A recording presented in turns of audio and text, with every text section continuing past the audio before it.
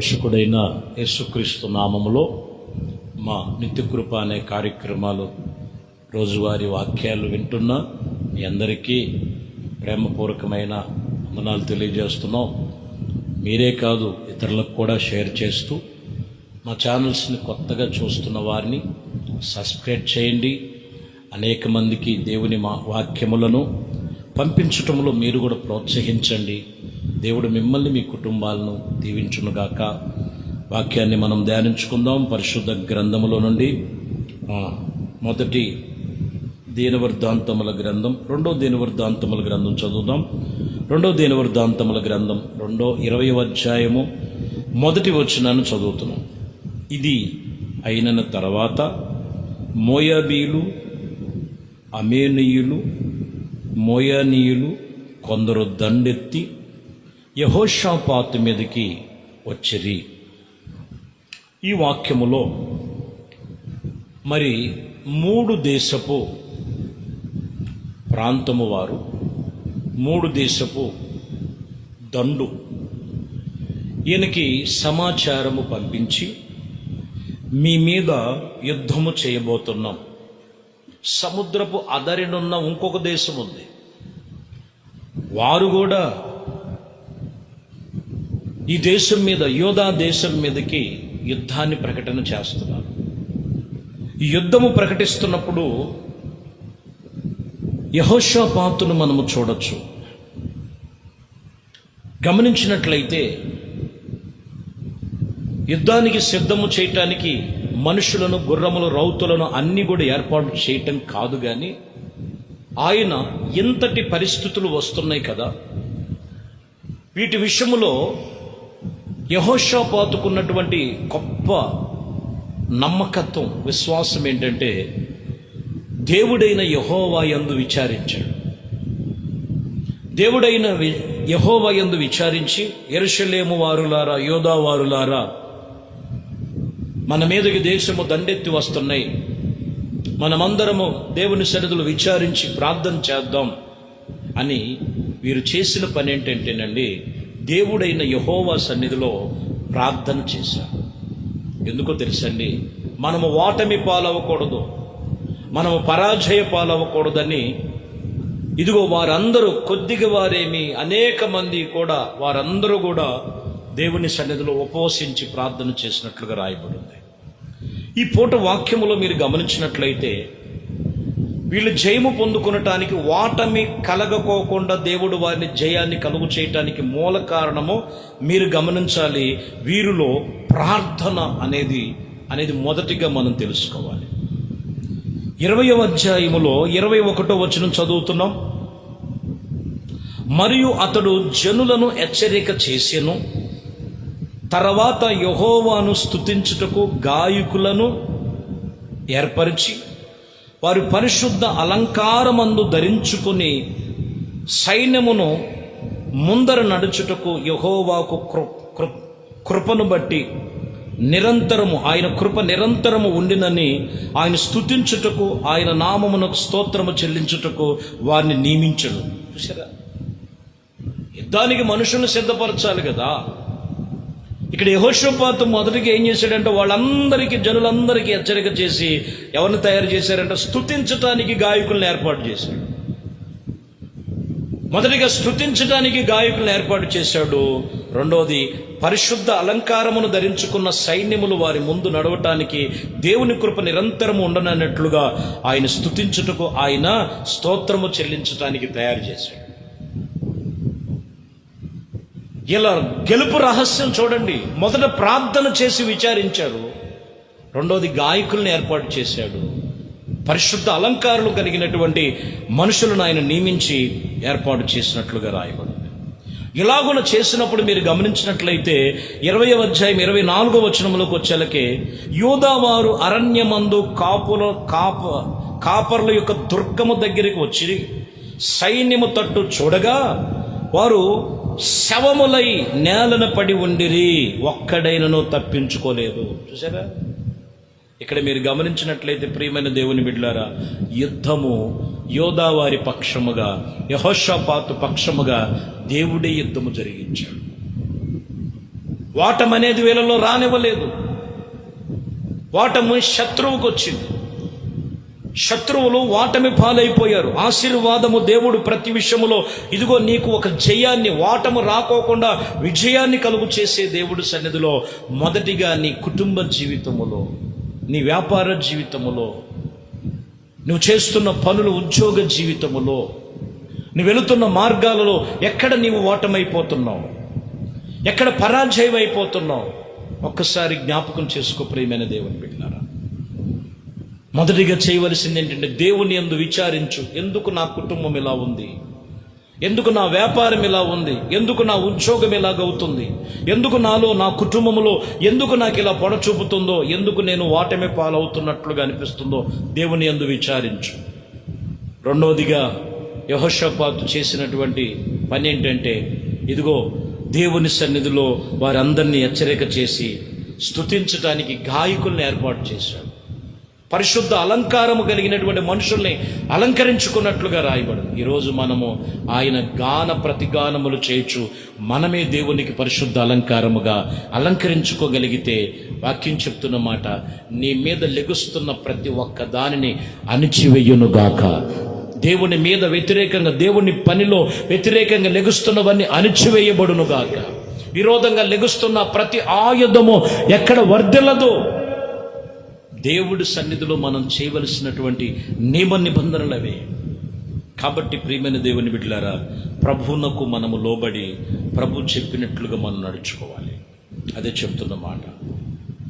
పరమగీతములో సంగమునకు సూచనగా సొలొమతి, యేసు ప్రభు వారికి సాదృశ్యముగా సొలొమోను కనపడతారు మనకి. 6వ అధ్యాయం 4వ వచనమును చూస్తే, నా సఖి నీవు తర్షీషు పట్టణం వలె సుందరము వలె, తూరు పట్టణం వలె సుందరము వలె దానవు, యెరూషలేమంత సౌందర్యవంతురాలవో. అందుకనే వాక్యం చెప్తున్న మాటలో ఇదిగో నీవు అంతటి సుందరము కలిగిన దాని, సైన్యము వలె, టెక్కెములెత్తిన సైన్యము వలె భయము పుట్టించిన దానవు. టెక్కెములెత్తినటువంటి సైన్యము వలె ఇదిగో నువ్వు భయము పుట్టించిన దానవు. సంఘం అదండి. టెక్కెములు పుట్టించినటువంటి సైన్యము వలె ఇదిగో దేవుని వాక్యం చెప్తున్న మాట. అంత సొగసైనది, సౌందర్యవంతమైనటువంటిది దేవుని సన్నిధి, దేవుని సంఘం అని మనం జ్ఞాపకం చేసుకోవాలి.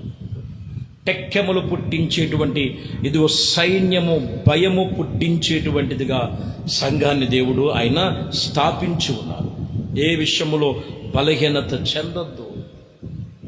6వ అధ్యాయం 10వ వచనంలో కూడా అంటాడు, సంధ్యారాగమును చూపట్టుచు చంద్రబింబమంత అందము గలదై సూర్యుని అంతటిలో స్వచ్ఛమైనటువంటి ఇదిగో ప్రతి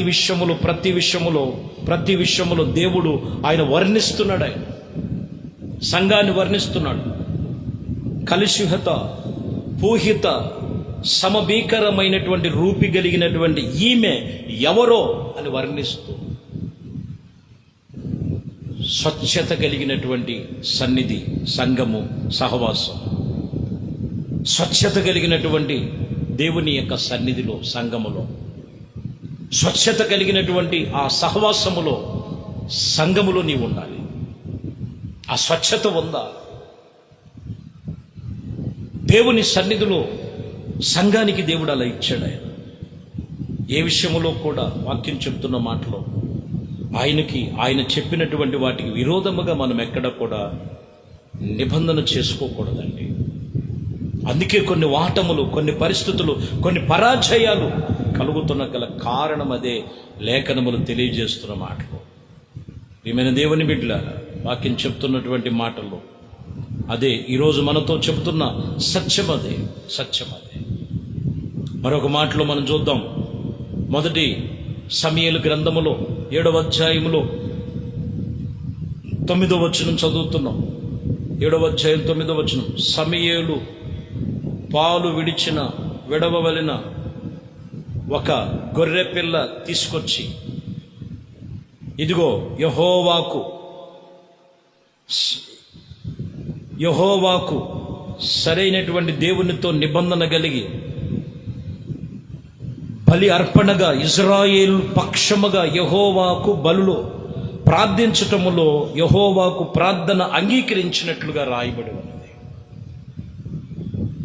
దేవుడు వాక్యం చెప్తున్న మాట, ఏడాది గొర్రెను తీసుకొచ్చాడు, పాలు మరిచినటువంటి ఇదిగో గొర్రె పిల్లను తీసుకొచ్చి యెహోవాకు సరిగా బలులు అర్పించటానికి ప్రారంభించినట్లు రాయబడింది.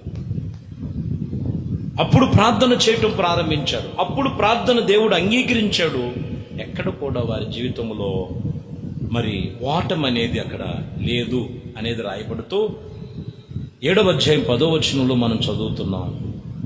సమూయేలు దహన బలులు అర్పించగా ఫిలిష్తీయులు యుద్ధము చేయుటకు ఇశ్రాయేలు మీదకి వచ్చిరి. అయితే యెహోవా ఆ దినమున ఫిలిష్తీయుల మీద మెండుగా ఉరుముచు వారిని తరుముయి ఇదిగో మరలించి ఉండగా వారు ఇజ్రాయేలు చేతిలో ఓడిపోయినని రాయబడి.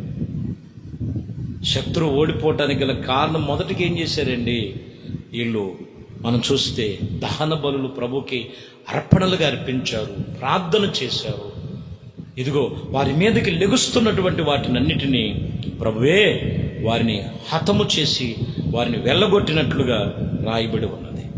ప్రియమైన దేవుని బిడ్డలారా, ప్రతి వాని జీవితంలో నిజముగా నీలో జయము కలిగి ఉండాలి. ఓటము కలగకుండా ఉండటానికి మూల కారణం ఏంటంటే దేవుని యందు ప్రార్థన చేయి, దేవునికి నిన్ను నీవు అర్పించుకో. ఒకసారి ఆలోచన చేసి ప్రభుతో నేను ఎలా ఉన్నాను, ఎలా నడుచుకోవాలో తీర్మానం చేస్తే నీ పక్షముగా ఆయన అద్భుతమైన ఆశ్చర్యమైన కార్యాలు నీ జీవితంలో ప్రభు చేస్తారు. ఎక్కడ ఓటమి పాలవు. ఎందుకంటే 2వ దీనవృత్తాంతముల గ్రంథములో 14వ అధ్యాయం 11వ వచనంలో ఆస తన దేవుడైన యెహోవాకు మొరపెట్టి, యెహోవా ఇదిగో విస్తారమైన సైన్యము చేతిలో నుండి ఓడిపోకుండా బలము లేని వారికి సహాయము చేయుటకు నీ కనుల ఎవరు లేరని నీకన్నా ఎవరు లేరని మా దేహము యెహోవాకు మాకు సహాయము చేయువాడని వేడుకొనుచు ఉండగా నీ నామమును బట్టి ఈ సైన్యమును ఇదిగో ఎదిరించుటకు బయలుదేరి ఉన్నాము. యెహోవా నీవే మా దేవుడవు, నరమాత్రులు ఏ పాటి వారని జయములు ఇవ్వలేరని అని ప్రార్థన చేశాను. నరమాత్రులు ఏ పాటి వారు అని ప్రార్థన చేశాను. నీవే మాకు సహాయము చేయువాడు, నీవే మా పక్షముగా యుద్ధము చేయువాడని మొరపెట్టెను. ఎక్కడ మేము వాడిపోకూడదు, ఎక్కడ పరాజయ పాలవకూడదని మొరపెట్టగా దేవుడే అన్ని విషయములలో కూడా వారి పక్షముగా ఇదిగో ప్రార్థన చేయగా వారి ప్రార్థన మనవలన్నీ దేవుడు ఆలకించి వారికి ప్రతిఫలము కలుగు చేస్తున్నాం. కాబట్టి ప్రియమైన దేవుని బిడ్డలారా, ఈరోజు లేఖనములు తెలియజేస్తున్న మాటల ప్రకారముగా ఇదిగో మోషేతో కూడా చెప్తున్న మాటలు నిర్గమకాండములో 17వ అధ్యాయం 11లో మోషే తన చెయ్యి ఎత్తినప్పుడల్లా ఇశ్రాయేలు గెలిసిరి, మోషే తన చెయ్యి దింపినప్పుడల్లా అమాలేకులు గెలిచారని రాయబడింది. ఈరోజు నీ జీవితంలో ఎక్కడ చెయ్యి దించొద్దు. దేవుడి సన్నిధిలో నువ్వు చేతులెత్తి ప్రార్థన చేసినప్పుడల్లా, నీ కుటుంబం నిమిత్తం ప్రార్థన చేసినప్పుడల్లా, నీవు కలుగుతున్న అపజయాల విషయంలో మొరపెట్టినప్పుడల్లా, నీ కలిగినటువంటి ప్రతి శ్రమలలో ఇబ్బందులలో దేవుని యందు విచారణ చేసినప్పుడల్లా దేవుడు నీకు విజయము కలుగు చేస్తాడు. దేవుడు నీ పక్షముగా ఆయన గెలుపును కలుగు చేస్తాడు. ఎన్నడూ ఆయన నిన్ను ఓటమి నీడలోనికి ఆయన చేరనివ్వడు. దేవుడు వాక్యములో ఈ పూట నీతో చెప్పిన మాటల ప్రకారముగా నీ పక్షముగా యుద్ధము చేయవాడు నీ దేవుడైన యెహోవాయే. ఇదిగో యెహోషాపాతు ఎలాగ మనసు నిలుపుకొని విచారణ చేశాడు, ప్రార్థించాడు. ఇదిగో మొరపెట్టారు. సంఘము స్వచ్ఛమైనటువంటిదిగా ఉంచాడు దేవుడు. సంధ్యారాగమును చూపట్టుచు చంద్రబింబమంత అందము గలదై సంఘమును వర్ణించి మరి చెప్తున్నారు. ఆ సంఘములో మనం ఉన్నాం. ఆ సంఘములో దేవునికి మొరపెట్టు, ప్రార్థన చేయి. ఆత్మ సంబంధమైన విషయాలను ప్రభు మనతో చెప్తున్నాడు. అన్ని విషయములో నీకు జయము, ఆశీర్వాదము కలుగు చేయనుగాక. ప్రార్థన. పరిశుద్ధుడైన తండ్రి, దయగలిగిన మా ప్రభువా, మీ ఘనమైన శ్రేష్టమైన నామానికి స్తోత్రాలు చెల్లిస్తున్నాం. మీ కృప, దయ, సంకల్పమును బట్టి అయ్యా, మరి ఏదైతే వారి మీద వ్యతిరేకముందో, ఏదైతే విరోధమై ఉన్నదో, ఏదైతే అయ్యా మరి నాయన వారి మీద ఆటంకముగా ఉన్నదో, వాటినన్నిటిని తొలగించి జయమును, ఎక్కడ వాటమి పాలవు, మా పక్షముగా యుద్ధము చేయవాడు, మా పక్షముగా ప్రార్థన ఆలకించువాడు, మా పక్షముగా విజయాన్ని ఇచ్చేవాడు నీవే. సమస్తమును మీ చేతులకు అప్పగిస్తూ, ప్రతి కుటుంబాన్ని మీ చేతుల్లో అప్పగిస్తూ, మరి చేస్తున్న ప్రార్థనలన్నీ కూడా ఆలకించు. ఈ దివ్య నామానికి మహిమ తెచ్చుకో. ఘనత, మహిమ, ప్రభావాలు మీకే పొందు. నజరేయుడైన యేసుక్రీస్తు నామములో ప్రార్థించి వేడుకొనుచున్నాము తండ్రి. ఆమేన్. ప్రభు మిమ్మల్ని దీవించి ఆశీర్వదించునుగాక.